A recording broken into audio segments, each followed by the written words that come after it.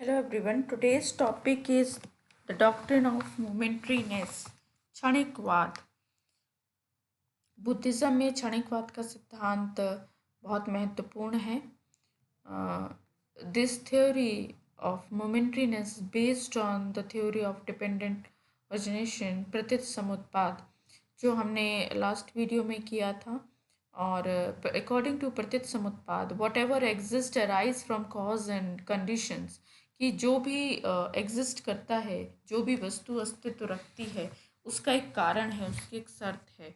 And when the cause is destroyed the object also perishes, कि जब वो cause destroy हो जाता है, इफेक्ट भी डिस्ट्रॉय हो जाता है, उसका ऑब्जेक्ट भी डिस्ट्रॉय हो जाता है. Thus all things are subject to change and decay. This is important, that all things are subject to change and decay. There is nothing in this world that is not changeable. Change is the characteristic feature of the world. तो ऐसा कुछ भी नहीं है इस संसार में जो चेंज नहीं हो सकता, जो जो परिवर्तनशील नहीं है. Thus, everything is the universe is impermanent, whether it is matter or conscious. कि चाहे वो चेतन हो या वो अचेतन हो, लेकिन ऐसा कुछ भी नहीं है जो इस सिद्धांत से परे हो. कहने का मतलब कि जो परिवर्तनशीलता से परे हो. ये इसी के आधार पर बहुत सारे सिद्धांत हैं बुद्धिज़्म के जो कार्य करते हैं, जैसे कि नो सेल्फ थ्योरी भी इसी सिद्धांत में काम करती है कि कोई परमानेंट सोल नहीं है. विश्व की प्रत्येक वस्तु समुद्र की जल की तरह चलायमान है. जैसे कि समुद्र का जल चलता रहता है, बहता रहता है. संसार में कोई भी ऐसी वस्तु नहीं है जो परिवर्तनशील ना हो. परिवर्तित होना विश्व का लाक्षणिक विशेषता है. और फिर चाहे वो वस्तु जड़ हो या चेतन हो. This view got the status of the theory of impermanence in Buddha's teaching, and his followers developed it as the theory of momentariness. तो अनित्यवाद जो इम्परमानेंस की थ्योरी है, उसे समझाते हुए ये भी कहा गया है कि जो वृद्ध हो सकता है वह वृद्ध होकर ही रहेगा, जिसे रोगी होना है वह रोगी होकर ही रहेगा, जो मृत्यु के अधीन है वह अवश्य मरेगा. तो जो नाशवान है उसका नाश अत्यावश्यक है. जो नित्य तथा स्थायी मालूम पड़ता है वह भी नाशवान है. हमें जो लगता है ना कि ये परमानेंट है, ये स्टेबल है, लेकिन ऐसा नहीं है. वो भी मोमेंट्री है, एक समय में वो भी खत्म हो जाएगा. So, momentariness means everything has conditional as well as non-permanent existence. तो क्षणिकवाद का मतलब ये है कि जो भी वस्तु है उसका अस्तित्व केवल क्षण मात्र के लिए ही है. In the context of momentariness, the term becoming is important. So becoming क्या है, इसको समझने के लिए यहाँ देखिए दो स्टेटमेंट दिए हैं. कि एक तो आर्ग्यूमेंट ये है, एवरीथिंग इज रियल, सब कुछ यथार्थ है. This is a solitary belief. And second is everything is unreal, मतलब सब कुछ अयथार्थ है. So leaving these two beliefs, Buddha इसको भी नहीं मानते और इसको भी नहीं मानते. Buddha has preached the middle path between eternalism and nihilism. तो उन्होंने इसके बीच का पाथ निकाला है. And the principle of the middle path is that life is becoming. तो इसके जो बीच का है वो है life is becoming. By calling life changeable, Buddha has coordinated Sat and Asat. Everything is real means Sat, and everything is unreal means असत. तो कहते हैं कि इन दोनों के बीच की कड़ी है becoming. So everything is becoming changing flux. The word of becoming is governed by the law of causality, प्रतीत समुत्पाद, क्योंकि हर किसी का कारण है और ये कारण और कार्य क्षण क्षण बदलता रहता है. According to momentariness, everything exists only for a moment. This is important. Only for a moment. Everything in the universe is not only impermanent but also transitory. कि अस्थाई तो है, उसके साथ वो क्षणभंगुर भी है, यानी वो सिर्फ क्षण भर के लिए है. Just as a drop of a river appears for a movement, it dissolves at another movement. So all things in the world exist only for a movement. तो जिस प्रकार नदी की एक बूंद एक क्षण के लिए सामने आती है और फिर अगले ही क्षण वो समाप्त हो जाती है, उसी प्रकार इस संसार की सारी वस्तुएं सिर्फ क्षण भर के लिए ही अपना अस्तित्व कायम रखती हैं. This is the theory of momentariness. If take another example, the flame maintains itself unchanged in appearance. Every moment is in another and not the same. जैसे कि एक कैंडल का जो फ्लेम होता है या फिर दीपक का जो फ्लेम होता है, वो आप देखो तो हमको लगता है ऐसा कि वो कॉन्टिन्यूसली जल रहा है, लेकिन ऐसा नहीं है. वो क्या होता है, वो ऊपर नीचे फ्लक्चुएट होता रहता है. तो वो मोमेंट टू मोमेंट चेंज होता रहता है, लेकिन उसकी कॉन्टिन्यूटी में हम समझते हैं कि ये उसका परमानेंट एग्जिस्टेंस है.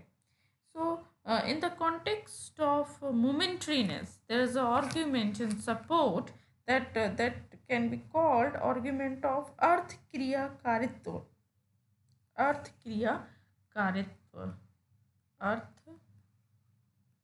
क्रिया कारित्व. Now what is the meaning of this argument? अर्थ क्रिया कारित्व means the power to produce an action. The power to produce an action.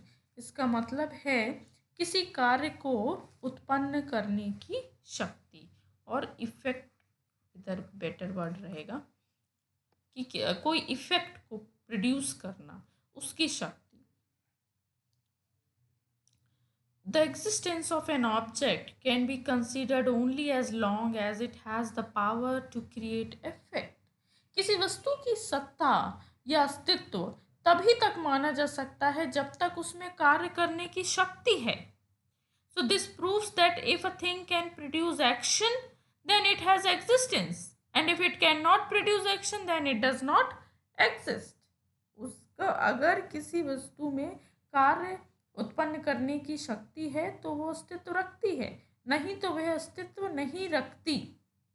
इसके अलावा only one thing is possible with one object at a time, कि एक वस्तु के से एक समय में एक ही कार्य संभव है. आप ऐसा नहीं कह सकते कि एक वस्तु से एक समय में दो कार्य हो सकते हैं, तो एक ही कार्य संभव है. And if work is created from one object at a time and second work is created at the second time, then it proves that the existence of the first thing lasts only for a movement, because along with the creation of second thing the existence of first thing चीज. तो यदि एक समय एक वस्तु से एक कार्य का निर्माण होता है और दूसरे समय दूसरे कार्य का निर्माण होता है, तो इससे सिद्ध होता है कि पहली वस्तु का जो अस्तित्व था वो सिर्फ क्षण के लिए था, क्योंकि दूसरी वस्तु के निर्माण के साथ ही साथ पहली वस्तु का अस्तित्व तो समाप्त हो जाएगा ना. जैसे कि इसको अगर बहुत अच्छे तरीके से समझना है तो एक बीज के एग्जाम्पल ले सकते हैं. जैसे एक बीज जो होता है, ठीक है, वो जब पौधा बनता है तो बीज का अस्तित्व खत्म हो जाता है. उसी तरह जब पौधा पेड़ बनता है तो पौधे का अस्तित्व खत्म हो जाता है. तो आप देख सकते हैं कि जब पहली वस्तु से दूसरी वस्तु का निर्माण होता है तो पहली का अस्तित्व समाप्त हो जाता है. उसी तरह दूसरी वस्तु से जब तीसरी का निर्माण होता है तो दूसरी का समाप्त हो जाता है. इसी तरह से all the things also last only for a moment. This is called momentariness. Now the continuity of becoming, क्यों हमें ये जगत परमानेंट लगता है, क्यों हम परमानेंट कॉन्सेप्ट को बिलीव करते हैं कि नहीं ये चीज़ परमानेंट है, सूरज परमानेंट है या धरती परमानेंट है, क्यों? सो इसका एक बहुत लॉजिकल आंसर बुद्धिज़्म में दिया गया है. So as an entity vanish, it gives rise to a new entity of almost the same nature which originate immediately afterwards. तो क्या होता है, एक सपोज ये कोई एंटिटी है और ये ख़त्म हो गई तो तुरंत ही दूसरी एंटिटी उसके जैसी बन जाती है, ये ख़त्म हो गई तो तीसरी बन जाती है, ये ख़त्म हो गई तो चौथी. तो हमें लगता है कि ये कॉन्टिन्यूसली में ना ये परमानेंट है, ये एक ही है जो चली आ रही है. हम ये जो ट्रांसफॉर्मेशन है ये नहीं देखते कि इससे ये बना, इससे ये बना, इससे बना. हमें लगता है कि ये एक ही है. सो और इस एक को देखते देखते हम इसे समझ लेते हैं परमानेंट एंटिटी, हम ये समझ लेते हैं. लेकिन ऐसा नहीं है, ये भी मोमेंट्री थी, ये भी मोमेंट्री थी, ये भी, क्योंकि ये एक अराइज हुई और उसके बाद ख़त्म हो गई, फिर ओरिजिनेट हुई, फिर ख़त्म हो गई. Thus there is an uninterrupted flow of causally connected momentary entities of nearly the same nature, the so called continuum. इस कॉन्टिन्यूटी को जब हम देखते हैं तो हम परमानेंसी को सोचने लगते हैं. So identity of object is only another name for continuity of becoming. This is very important statement to understand the real nature of the object, that is momentary, not permanent. Another example is a child, then a boy, then a youth, a man, and old are one. It is the succession that gives the appearance of an unbroken identity. But आप देखो कि वो change होते जा रहे हैं, वो change होते जा रहे हैं. So in Buddha's view, existence is transformation. It is a series of continual state. It is a series of continual state. एक चीज दूसरी चीज में ट्रांसफॉर्म हो रही है, बदल रही है, तो पहली वाली का तो अस्तित्व चला गया ना. So all individuals are series of momentary states of consciousness, and on the basis of momentariness we can explain no soul theory also. So no soul theory is based on it. When everything is momentary, the soul is also momentary and therefore relative and false. There is no permanent soul, but only continuity or succession of momentary mental process. Thus everything lasts only for a moment. इस तरह से Buddhism में क्षणिकवाद को समझाया गया है. क्षणिकवाद को समझने के लिए जो एग्जाम्पल दिए गए हैं ये सब बहुत अच्छे थे. एक बीज का एग्जाम्पल, एक नदी और बूंद का एग्जाम्पल, और ये एक बच्चे से बड़े होने तक का एग्जाम्पल. इससे आप उसे ज़्यादा अच्छे से समझ सकते हैं. तो ये बुद्धिज़्म में क्षणिकवाद का सिद्धांत था. Thank you so much.